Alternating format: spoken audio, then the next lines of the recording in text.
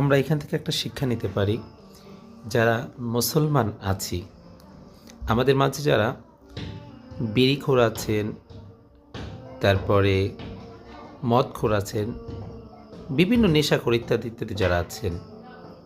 তারা যখন মারা যাবে তাদের লাশের সঙ্গে যদি আমরা এরকম করি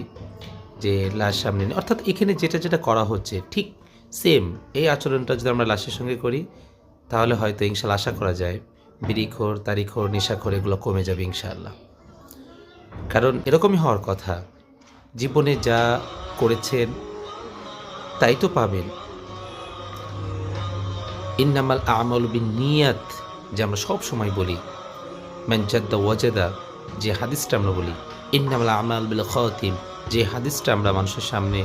তুলে ধরি বা বলি, তো যেরকম চলবেন প্রতিফল তো তেমনি পাবেন, এটাই তো স্বাভাবিক।